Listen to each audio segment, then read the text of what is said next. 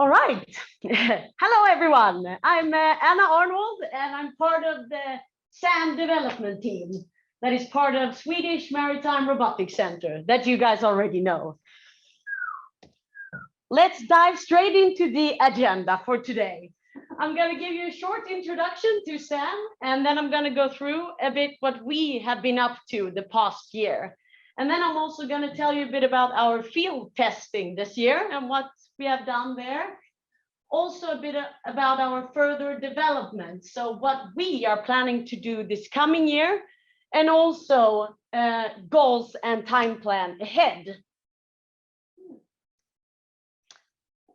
All right, for you guys that don't know, SAM is an experimental platform for research in different areas related to underwater robotics. SAM is an agile and efficient, but small underwater robot. And we develop the whole system pretty much in-house and all the relevant subsystems within SAM. And SAM can be used for several use cases, but I'm going to give you a few examples of use cases it can be used for. Imaging and monitoring glacier fronts, for example. Infrastructure monitoring, like offshore wind and pipes at sea. Also algae farm monitoring and other aquaculture farming. Also multi-agent surveillance, like surveilling harbors or coastal areas. And just to give you an overview of our subsystems, we have an onboard computer, which is the Jetson Savior computer, which runs and controls the whole system. We also have a longitudinal center of gravity trim, which enables us to control the pitch of SAM. And we also have a transversal center of gravity trim, which is under development, but it enables us to move SAM like this. For example, if we want to collect Sidescan data or filming a glacier front, we can actually roll SAM to the side like this to collect the data. And we also have a variable buoyancy system. So we can control SAM's buoyancy by either taking in water or taking out water if we want to go to the surface, for example. We also have a vector thrust steering and a dual-prop motor. And it's a very flexible system because we can move the propellers in both up and down and to the sides in quite a flexible way. And the propellers are contra-rotating. And the sensor Nosecone is carrying most of our sensors and sonars. We have the antenna here, and here to the right, you see SAM1 Nosecone, and no, here is SAM1, here is SAM2 Nosecone.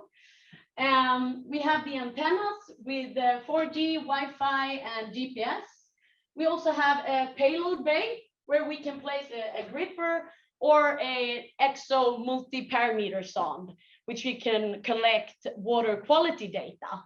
And we also have 2 front-facing cameras and 1 bottom-facing cameras to get a big image of the surrounding area we're in. We also have 3 versus 4 Doppler velocity logs. And the 4th one here is used for obstacle avoidance. Looking a bit closer into the sonar system, we have 2 side scans on the hull facing towards the bottom, and they are both from Deepvision. And here we can get a 2D image of the bottom topology, or for example, see other obstacles in the ocean that we're passing. Like for example, here we see an algae farm rope connected to 3 buoys. And the DVLs, they are also from Deepvision, and they are single beam sonars,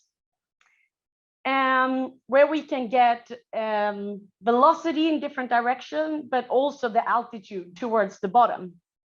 And we also have an underwater GPS from WaterLink, so we can see our position under the water at all times. So what have we been up to this year? We have been working hard, of course, doing a lot of different things.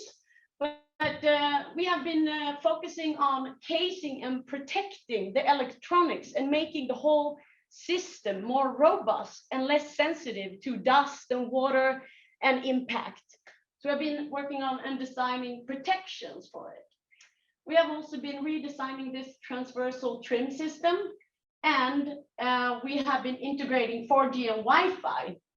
And we have been testing it, especially the 4G, and also integrated it inside the Nosecone. So now we just want to start testing it with the rest of the system. We have also been working hard with sourcing and reducing disturbances between the different systems inside SAM. And we really try to put filters in and also capacitors to decrease these disturbances. And also, of course, optimizing volume, placement, wiring, and also trying to use battery voltage instead of having different voltages in different subsystems. And we have also been working a lot with putting together a second SAM. And we are developing both a new hull that we tested for first time this week, and also a new Nosecone design. And if we just look at the transversal center of gravity trim system, this new system has a timing belt combined with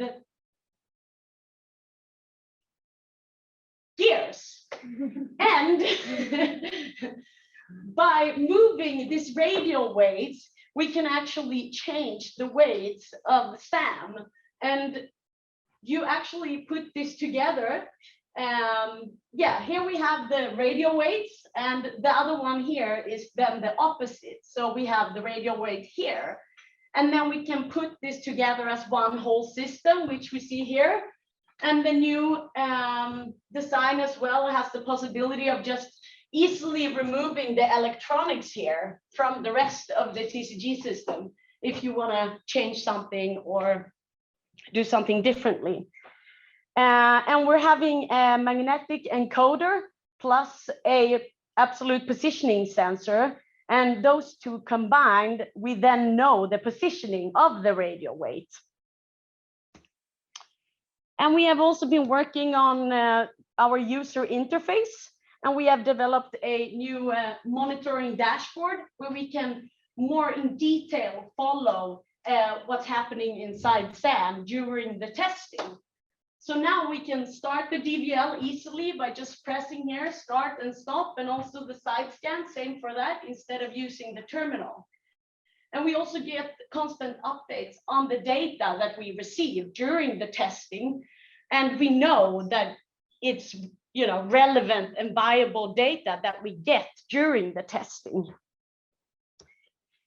And if we look at the new hull that we made for SAM, we have quite a lot of new features and updates. We have an integrated CTD up here, and then we have an underwater GPS. But the big change is the customized penetrators that we have designed. And this enables us to be able to change the equipment on the hull. So for example, if one Sidescan element would break, we're actually able to exchange that whole thing instead of exchanging the whole hull as it is today, since everything is molded into the hull for the current model.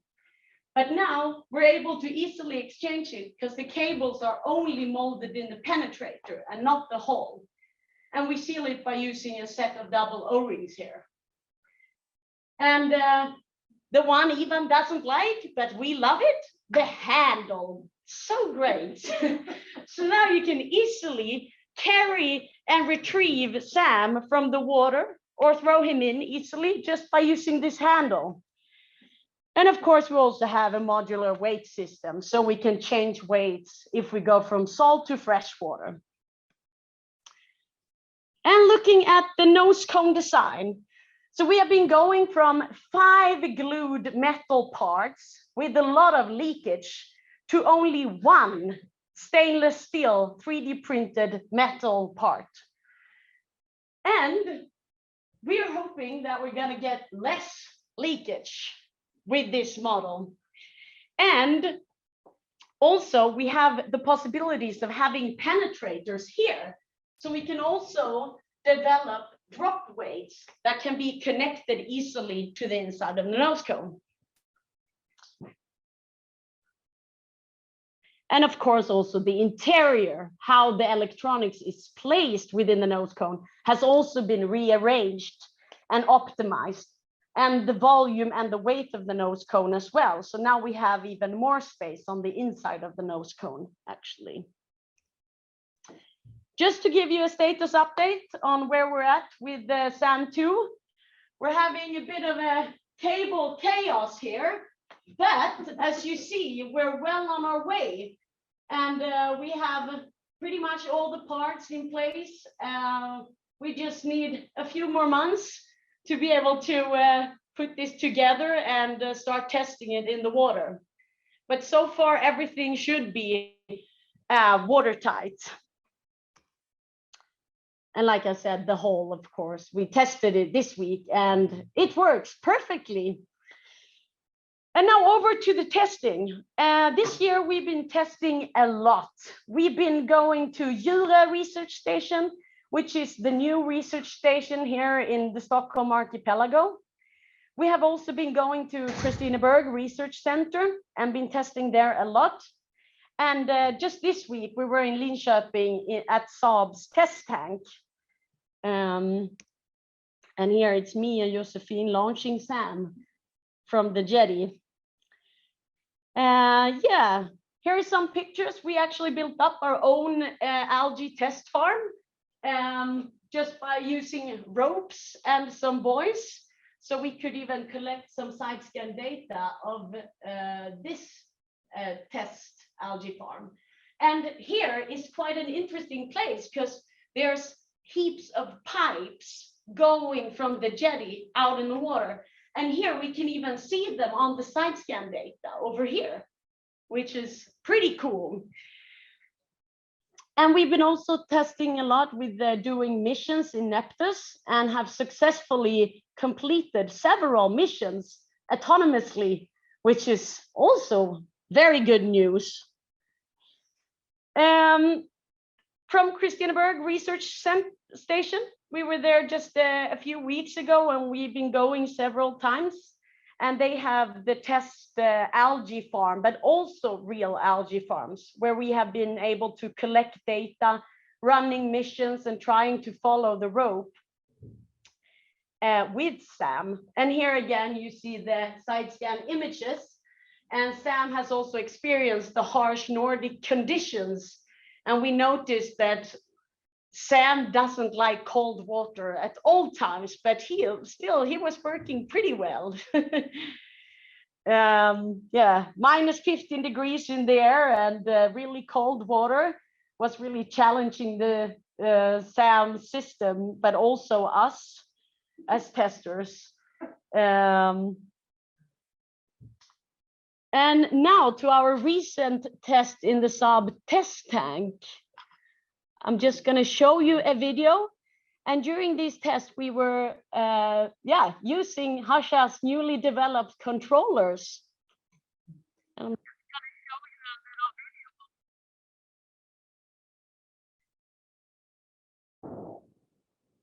So here, Sam gets a certain depth that it's supposed to stay at, and also a specific. And by using the LTC LTCF, Sam is going to find this depth and decide to stay. So it's going down.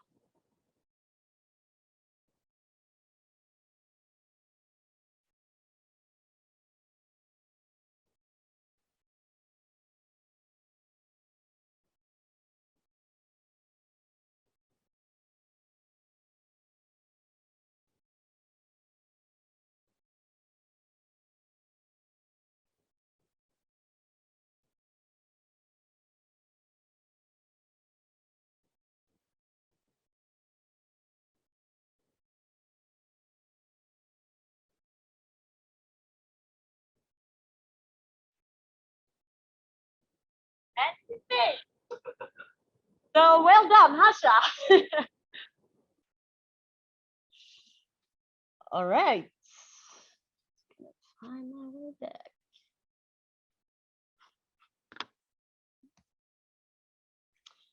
Okay, and plan further development. Some implementation of new systems, tetherless driving, development of interferometric side-scan sonars, and of course, build a swarm of SAMs. Let's start with the implementation. We have bought an acoustic underwater communication modem from Waterlinked, and we're planning to integrate that. It's the one just over here. So we're able to talk to different SAMs and communicate, and also send missions when SAM is already under the water. And also a DVL from Waterlinked, the one over here. It's very, very small, smaller than a hand. And also the underwater GPS module that we started to test and use, but I think we have a little bit more testing there to do before we can use it fully. And then the tether, of course, what you all been waiting for. Run underwater without tether. So that's our coming mission. And for that, of course, we need great dead reckoning. And right now, most of the data that we need for dead reckoning is working fairly well, except for the IMU, which we're going to try to fix in the coming weeks. But that's the one that we're not really getting. It's not working as well as it should, and it's giving us errors. So we have some more work to do there.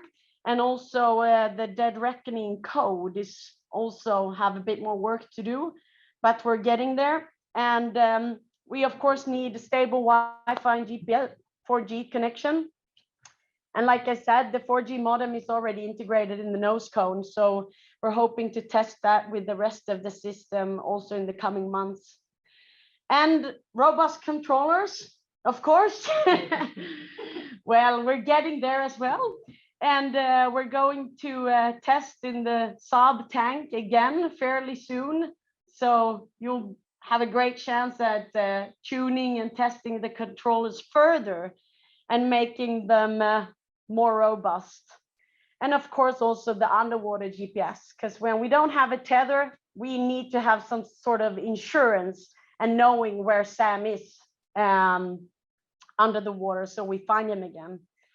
And a little feature we're going to add in the tether is that we want to be able to charge the batteries through the tether. So instead of removing the whole hole and taking SAM apart each time we change battery, we can then at least charge him to some extent while running SAM and doing missions. And we are developing an interferometric side-scan sonar with Deepvision. And we also came quite far on that, where he tested the side scans in the sub tank as well this week. So also, yeah, fairly soon we'll be able to buy them and get them from him. And the interferometric side scan sonars, we get a new whole aspect. Like I said, we get 2D images right now from our side scan sonar. But this side scan, the interferometric one, is actually going to give us a 3D model of the topology instead. And we will also be able to recognize if it's, for example, like which sort of sediments the bottom is made out of, or like if it's eelgrass or something similar. So you will be able to recognize that with this side scans. And since we have this modular hull now, we can also easily exchange the current side scans to these new ones when they are ready for us. And of course, a swarm of SAMs. And we've came quite far with the second SAM, and we're hoping to finish that one in the coming months. And we're also planning to start working on the third SAM and start ordering parts and all that for a third one as well. So that's also our plan for the coming months or year. And if we look at the short-term goals of 2022, we have a lot of plans ahead of us. And first of all, we're going back to the Saab tank in Linköping to test and tune the controllers further. And then in May and April, we're also planning to go on an expedition to Lilla Middelgrund with the Skagerrak research vessel. And then in June, we have the yearly SMaRC demo period in Kristineberg. And we are hoping to go on an expedition to Tarfala to collect data in a glacier lake. And this year, the lake was ice covered, so we couldn't go, but we're hoping that we have better luck next year. And in September, in Västervik, we have the yearly VARA-PS Field Test and Data Collection Conference that we're also planning to attend. And also a big goal ahead to attend Breaking the Surface conference in Croatia. We actually plan to demonstrate SAM there and bring SAM with us. So that's very exciting. Yes, thank you.